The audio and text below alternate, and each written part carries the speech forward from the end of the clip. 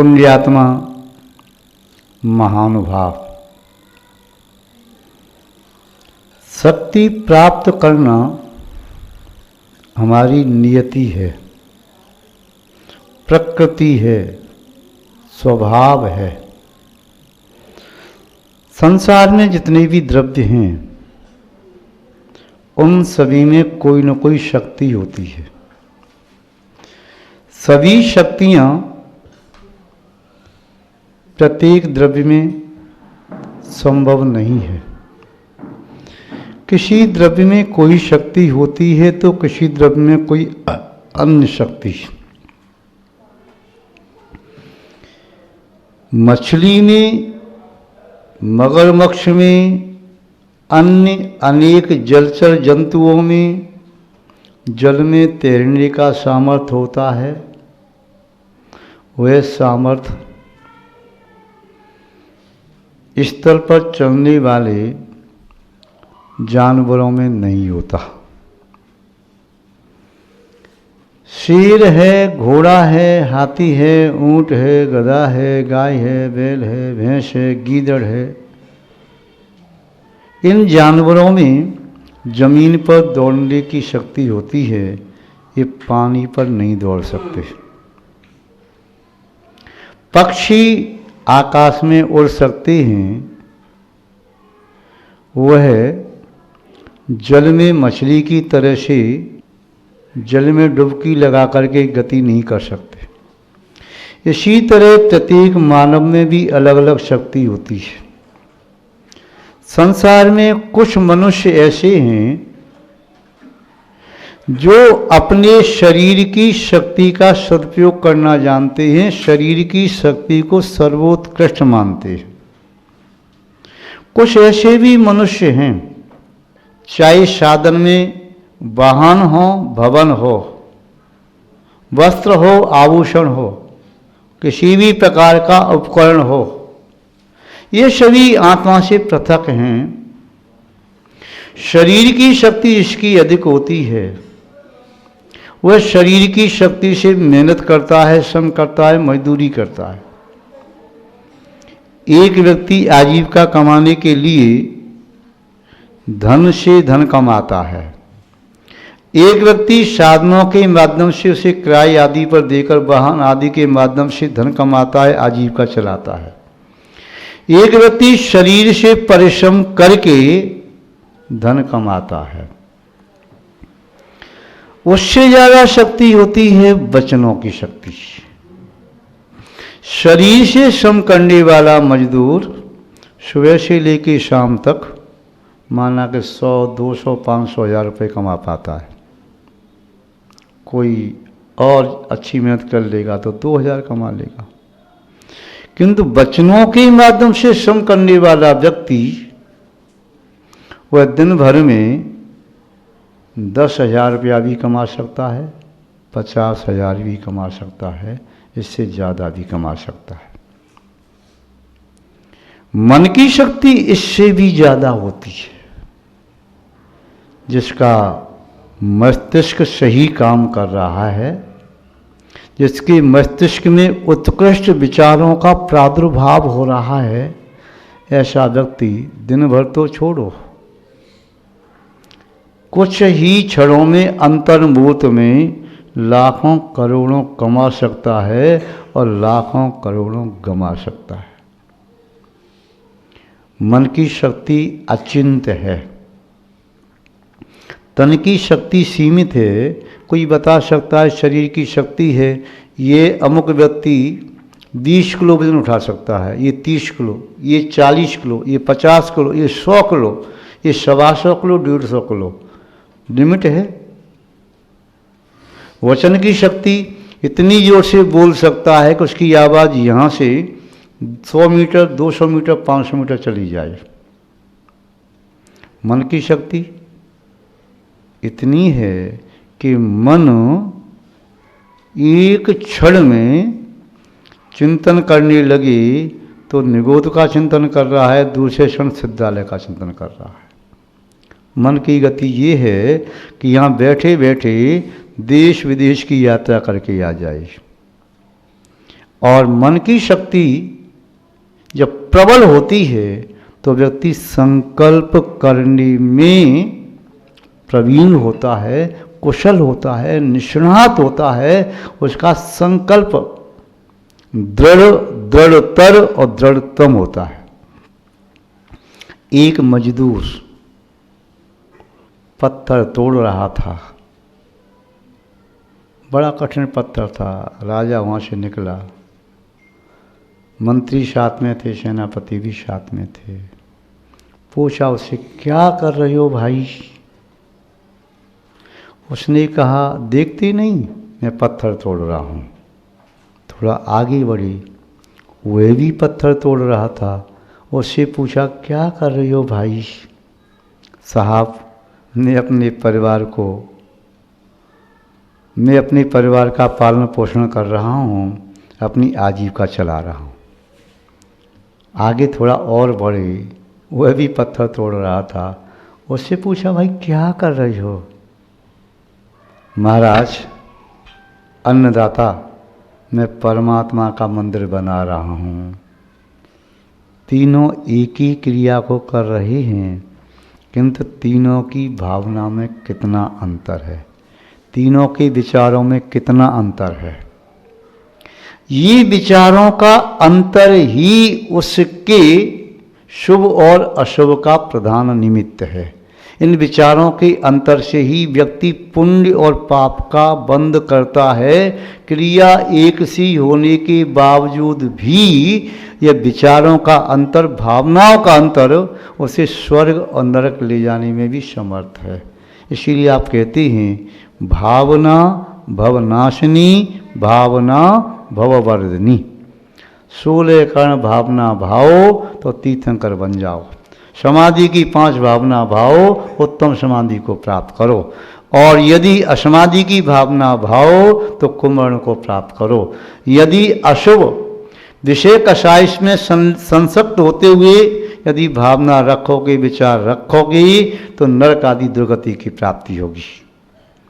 पत्थर तोड़ने वाला पत्थर तोड़ रहा, आपने देखा 3 व्यक्तियों ने अलग अलग अपने विचार प्रस्तुत किए, किंतु वह पसीना होते हुए कहता है, अन्नदाता, लगता है संसार में पत्थर से ज़्यादा कठोर कुछ भी नहीं है। इसलिए उदाहरण दिया जाता है, तुम्हारा दिल तो पत्थर जैसा है। कोई नहीं कहता तुम्हारा दिल लोहे जैसा है या सोने जैसा है या वज्र जैसा है। कोई कहता है तुम तो पत्थर दिलो, पिघलते भी नहीं। और जो पिघल जाए, वाह, इसका दिल तो मोम जैसा है, पिघल जाता है। किसी की आंखों के आंसू ये सहन नहीं कर पाता, पिघल जाता है, इसकी आंखों में भी आंसू आ जाते हैं। तो उसने कहा पत्थर बहुत कठिन है। महानुभाव कहने लगे, नहीं भाई, पत्थर ज़्यादा कठिन नहीं है। क्यों? पत्थर से ज़्यादा मजबूत तो ये लोहे का हथौड़ा है। जो लोहे का हथौड़ा पत्थर को टुकड़ी टुकड़ी कर देता है, चूरा चूरा कर देता है, बिल्कुल बालू बना देता है। तो लोहा संसार में सबसे ज़्यादा शक्तिशाली है। देवराज इंद्र से देव पूछने लगा। देवराज इंद्र ने कहा, ठीक कहते हो, किंतु देवराज ने कहा, तभी एक देव खड़ा हुआ, हाँ महाराज, देवराज आप ठीक कहते हैं, पत्थर कड़क है किंतु उससे ज़्यादा भी शक्तिशाली है तो लोहा है, और लोहा से ज़्यादा शक्तिशाली है तो वह है अग्नि। क्यों? वह अग्नि लोहे को भी पानी पानी कर देती है। तो इसलिए क्या सिद्ध हुआ? संसार में सबसे ज़्यादा शक्तिशाली अग्नि है, सबको भस्म कर देती है, पत्थर को भी राख बनाती है। किसी भवन को, किसी नगर को, किसी देश को, किसी वन को जला करके खाक कर दे। अग्नि की शक्ति, उसे वैश्वानर कहते हैं, सर्वभक्षी कहते हैं। अग्नि शक्तिशाली है। दूसरा देव खड़ा हुआ, देवराज क्षमा करें, मैं इससे सहमत नहीं हूँ। मेरी दृष्टि में अग्नि से भी शक्तिशाली एक चीज़ और है, वह क्या है देवराज? वो है जल। कितनी भी भयंकर अग्नि जल रही हो और यदि मूसलाधार वर्षा हो जाए तो शांत हो जाती है। अभी सुना था अमेरिका में कितने दिन से आग लग रही है, जो सब सुहा कर दिया, नगर भी सुहा किया, जंगल सुहा 1000 किलोमीटर तक चल रही है। यदि वहाँ पर मूसलाधार वर्षा हो जाती तो अग्नि अंतर्मुख में भी बुझ सकती थी। तो सबसे शक्तिशाली यदि कुछ है तो वह क्या है? जल। तभी दूसरा देव खड़ा हुआ, देवराज क्षमा करे, मैं इससे सहमत नहीं हूं। क्यों? मेरी दृष्टि में सबसे ज्यादा शक्तिशाली जल नहीं, फिर क्या है? वह है हवा। क्या है? वायु। हवा है, हवा। अच्छा, क्योंकि हवा जब प्रचंड चलती है, प्रलय कालीन हवा चली, तूफान चली, आंधी चली, तो पानी को उड़ा के ले जाती है, बादलों को उड़ा के कहीं से कहीं ले जाती है, तितर बितर कर देती है। तो हवा की शक्ति भी बहुत है, निस्संदेह, बेशक। किंतु पुनः एक देव खड़ा हुआ, देवराज, मैं हवा को सबसे ज़्यादा शक्तिशाली नहीं मानता। मेरी दृष्टि में हवा से ज़्यादा शक्तिशाली है पर्वत, पहाड़, जो हवा को रोक देता है।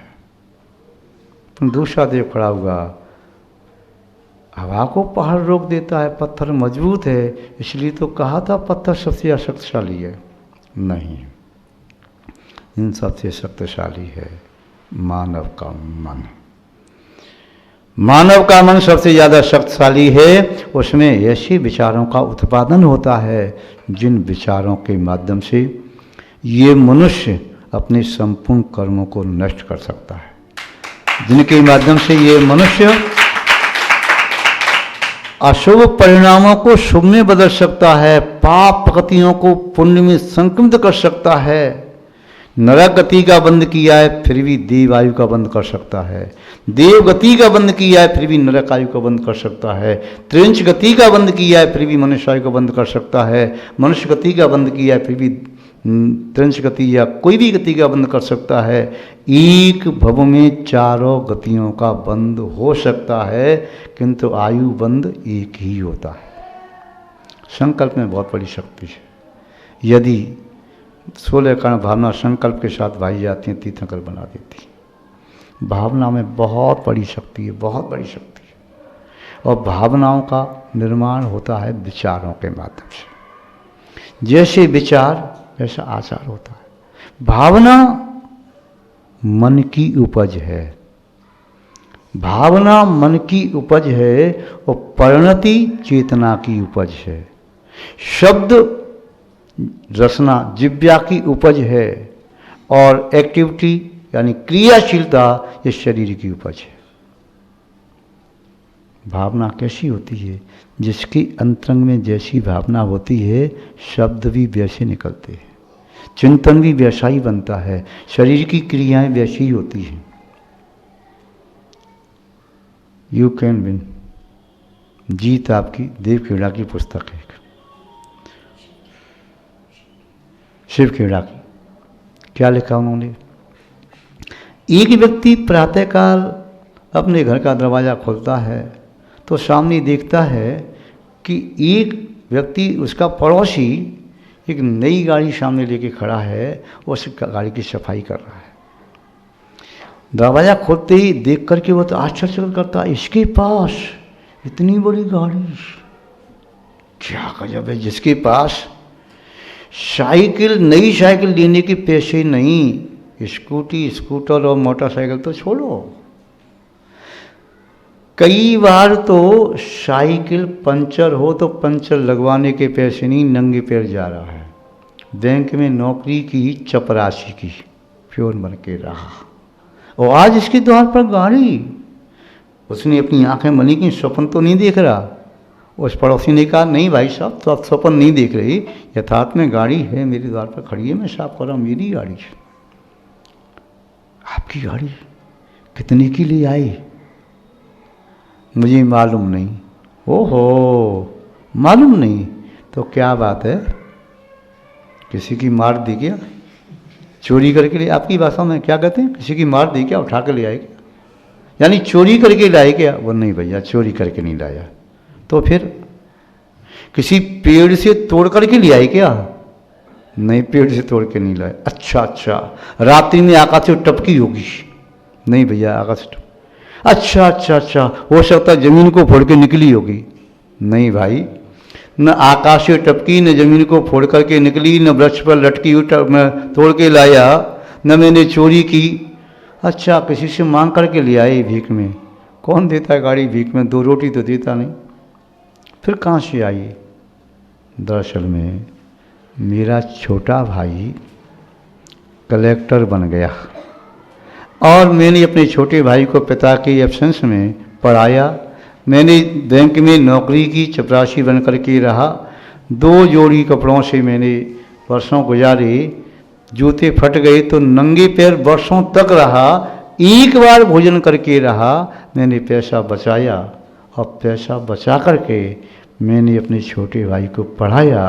उसने भी मेहनत की और वह यूपीएससी की उसमें एग्ज़ाम में क्लियर किया, मेंस भी क्लियर किया और उसमें जीडी वगैरह जो भी हुई, इंटरव्यू वगैरह सब क्लियर कर लिया और वह फर्स्ट रैंक में आ गया। आईएएस बन गया, कलेक्टर बन गया और उसे सरकार की ओर से बंगला भी मिला, गाड़ी भी मिली।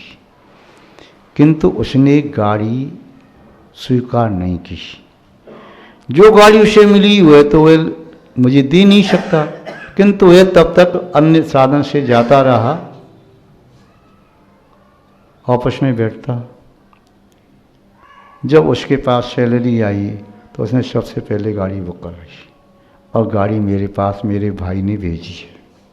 पड़ोसी कहता है, ओ हो, काश मेरे पास भी एक ऐसी गाड़ी होती, क्या आनंद आता। तो व्यक्ति कहता है, भाई ऐसा क्यों नहीं कहता?